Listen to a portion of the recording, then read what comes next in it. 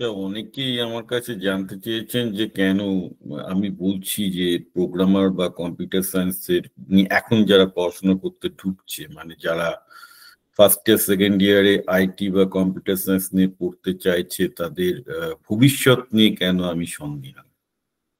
দেখুন, আপনারা যদি একটু মার্কেটে কি হচ্ছে খোঁজ খবর রাখতেন, তাহলে সবাই আপনারা এটা জানতে পারতেন যে কেন এখন কম্পিউটার সায়েন্স বা আইটিতে ঢুকে আগের মতো ভালো কেরিয়ারের কোনো সম্ভাবনা প্রায় নেই। অনেকটাই ডিফিকাল্ট হয়ে গেছে, কারণ অনেকেই লাখ লাখ টাকা খরচ করে ছেলে মেয়েকে প্রাইভেট ইঞ্জিনিয়ারিং কলেজে পড়াচ্ছেন এসব ব্রাঞ্চে। বাট ইট মাই ডিউটি, আমার একটা দায়িত্বের মধ্যে পড়ে আপনাদের জানানো যে কি চলছে। তো আমি কোনো নিজের তথ্য দেব না। এমনিতে আমেরিকাতে তো ফ্রেশার্স এবং আইটি সিচুয়েশন খুবই খারাপ। 2023-তে লে অফ ছিল 2.5 লাখের কাছাকাছি। আগের বছর লে অফ হয়েছে 1.5 লাখ, এবারও 1.5 লাখের কাছাকাছি লে অফ হবে। সেই তুলনায় হায়ারিং কিছুই হয়নি। ইউএস এর net gain is almost like 2-3% মতো, -2-3%। ইন্ডিয়াতে এই নেট গেইনটা আগের বছর পর্যন্ত পজিটিভ ছিল, এবার একটু নেগেটিভ হয়েছে। তো আমি কতগুলো নাম্বার দিয়ে আমি পুরো দেখাই, যেগুলো আমি গ্যাদার করেছি, তাহলেই বুঝতে পারবেন যে আপনাদের ছেলেকে কম্পিউটার সায়েন্স আইটি গুলো দেখুন। কম্পিউটার সায়েন্স বা আইটিতে এখানে একই জব পায়। আলটিমেটলি আপনি যদি ভাবেন যে আপনার ছেলে এখানে প্রাইভেট ইঞ্জিনিয়ারিং কলেজে ঢুকে কম্পিউটার সায়েন্স শিখবে না, আইটি শিখবে না, কিন্তু চাকরি পায় সবাই এখানে। 95%, 98% চাকরি হচ্ছে আইটি মেনটেন্যান্সের, সেটাই পাই। সেটাতে কম্পিউটার সায়েন্সও লাগে না, আইটি অল্প একটু লাগে। এটাই সব চাকরিগুলো সবাই করে, যেটুকু টেকনিক্যাল কাজ আছে। হ্যাঁ, এর মধ্যে 2-5% এক্সেপশনাল আছে, যারা ছোটবেলা থেকে নিজেদের উৎসাহে CC++, জাভা টাভা, জাভাস্ক্রিপ্ট শিখেছে। এইসব ছেলেগুলো এইসব টিসিএস ইনফোসিসে জয়েন করে না, কোনো প্রোডাক্ট স্টার্ট আপে জয়েন করে। কিছু ছেলে এক্সেপশনালি খুব ভালো শেখে ইন্ডিয়াতে, তারাই ইন্ডিয়ান মার্কেটে পকেটে 10টা চাকরি নিয়ে ঘুরে বেড়ায়, এবং এদের স্যালারি মোটামুটি প্রথম 5 ইয়ার্স থেকে 8 ইয়ার্স এর মধ্যে মানে 50 লাখ, 60 লাখ, 70 লাখ, 1-2 কোটি টাকাও পৌঁছে গেছে, আমি দেখেছি। বাদ বাকি ম্যাক্সিমাম লোকজন, মানে যারা এই টিসিএস ইনফোসিস এগুলোতে ঢোকে, তাদের 10 বছর বাদেও মাইনা ওরকম 10 লাখের মতো। 10টায় 5 বছরে হয়তো 7-8 লাখ যায়।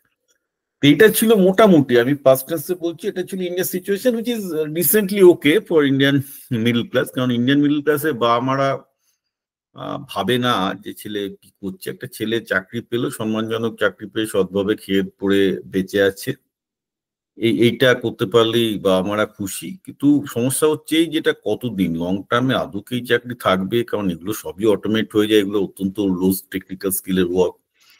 যারা ইভেন এখন ঢুকেওছে টিসিএস এ এরকম লো টেকনিক্যাল স্কিলে বা ইনফোসিস টেকনিক্যাল স্কিলে, তাদের অলরেডি অনেকের চাকরি চলে গেছে বা যাচ্ছে, আরো অনেকের চলে যাবে। তো এগুলো যথেষ্ট কিন্তু লং টার্মে আপনাদের ভেবে দেখার বিষয় আছে, কারণ এটা এমন একটা ইন্ডাস্ট্রি যেটা প্রচন্ড দ্রুত চেঞ্জ হয়। আজকে প্রচুর জব আছে, তো কালকে কিছু নাও থাকতে পারে।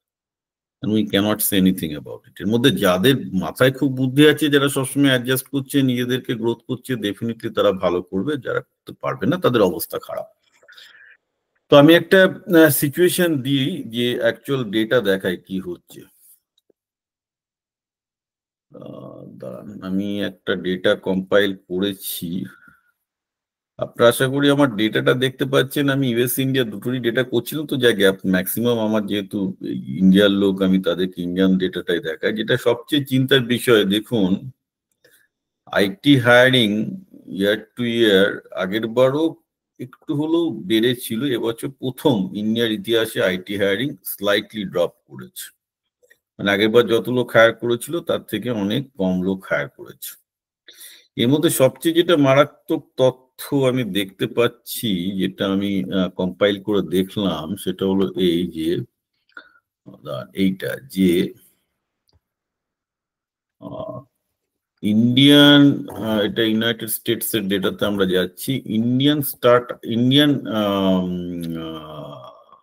যে 5টা মেজর কোম্পানি, অর্থাৎ সিটিএস, ইনফোসিস, টিসিএস, হ্যাঁ, মেজর 5টা কোম্পানিতে একটা খুব ইন্টারেস্টিং ঘটনা ঘটেছে। আমি লে অফ টেফের দিকে যাচ্ছি না, যেটা ঘটছে সেটা হচ্ছে এই যে এইটা দেখুন কি বলছে, যে কোয়ার্টারে, অর্থাৎ 26 এই কোয়ার্টারে, ফার্স্ট কোয়ার্টারে, যেটা মানে আমাদের চলছে এখন বলতে পারেন, ইন্ডিয়ার 5টা আইটি ফার্ম সবে 4700 এমপ্লয়ি অ্যাড করেছে, অ্যাজ অপোজ টু 2021, অর্থাৎ থেকে 5 বছর আগে তারা যেখানে 53,000 মতো নতুন জব অ্যাড করেছিল। এর মধ্যে টিসিএস কিন্তু লে অফের পরও অ্যাড করেছে +6,000, ইনফোসিস করেছে অনলি 210, এবং এইচসিএল, টেক মাহিন্দ্রা, উইপ্রো এরা কিন্তু এই কোয়ার্টারে লোক কমিয়েছে, which was amazing for Indian major IT company, যেটা এটা প্রায় হয় না।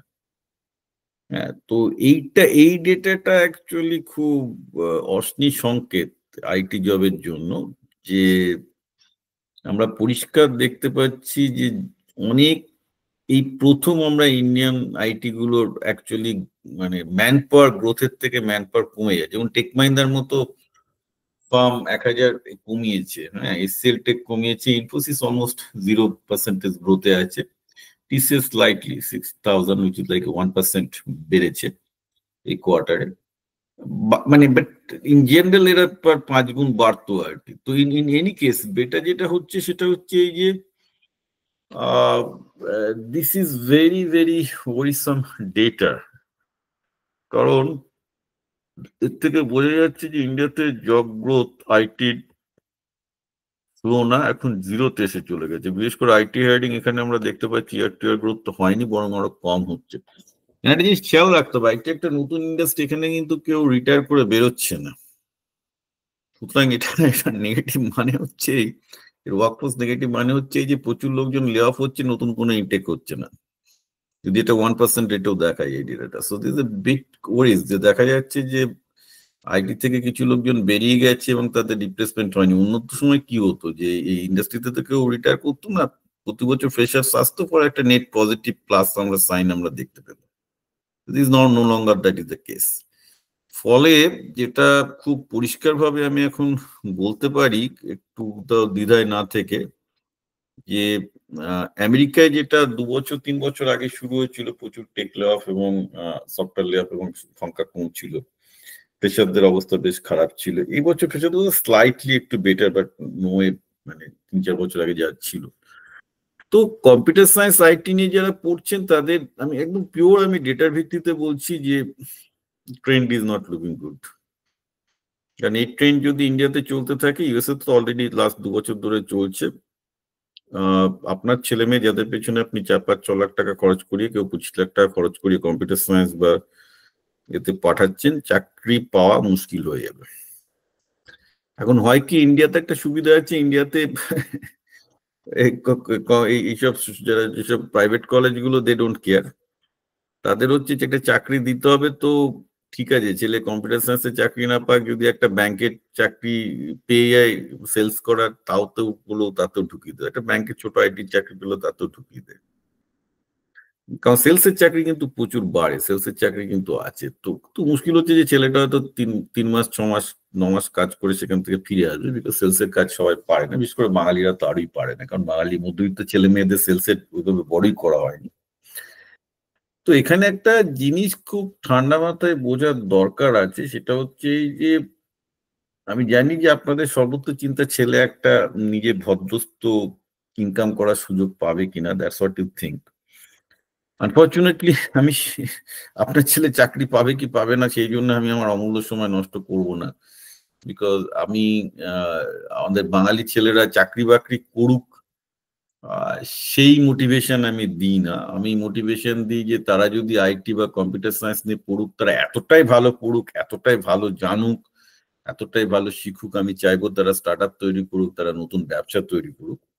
যার জন্য আমাকে আজকাল সবাই যখন এই চাকরি কি স্যার হবে, এই করে চাকরি হবে কিনা, আমি উত্তর দেওয়া বন্ধ করে দিয়েছি। যাদের চাকরি নিয়ে জানার দরকার কি করে চাকরি পাবে, আমার ইউটিউব চ্যানেল বিপ্লব পাল 2000-এ চলে যান, আমি এখানেও নিচে লিঙ্ক দিচ্ছি। ওখানে আমার প্রচুর বড় বড় আমি যাদের সাথে পডকাস্ট করেছি তারা অনেক ভালো বলেছে কিভাবে আপনি সফটওয়্যার আইটিতে চাকরি পাবেন। 10-12টা খুব ভালো ইন্টারভিউ আছে আমার চ্যানেলে, দেখে নিতে পারেন। It's not my job, none of my job to encourage you in job. আমি চাকরি ব্যাপারটাকে খুব একটা পছন্দ করি না। আমি চাই যে এই চাকরি করে ভৃত্য এবং চাকর হওয়ার ইচ্ছায় বাঙালির মাথাটা গেছে। আমার ইচ্ছা এবং আমি যাদেরকে পড়াচ্ছি করছি তাদের মধ্যে এতটাই কনফিডেন্স গড়ে উঠুক যে তারা বলবে যে আমরা আইটি হোক, কম্পিউটার সায়েন্স হোক, ইঞ্জিনিয়ারিং হোক, ডাক্তারি হোক, যাই হোক শিখুক না কেন, এতটাই ভালো শিখেছি। কেউ যদি ফিটার হয়, আমি যাদেরকে পড়াচ্ছি যদি সেসব ছাত্ররা যদি ফিটারও হয়, কলের মিস্ত্রি হয়, বলবেন না আমি কলের কাজ এত ভালো শিখেছি যে আমি আজকে 100টা লোকের একটা টিম আছে আমার, আমি সেটা দিয়ে কোটি টাকার বিজনেস করছি। আমি সেই টাইপের বাঙালি ছেলে পেলে চাইছি। আমার এইসব কোনো ওই পড়াশোনা করে দুটো এই টেকনিক্যাল মানে টিসিএস ইনফোসিসের যেসব কাজ, এইসব সফটওয়্যার মেনটেন্যান্সের কুলিগিরির কাজ, আমি খুব ওপেনলি বলবো এইটার জন্য আমি আমার মূল্যবান সময় আমার জীবনের অন্যান্য সময় থেকে পড়ে আমি নষ্ট করবো নাকি।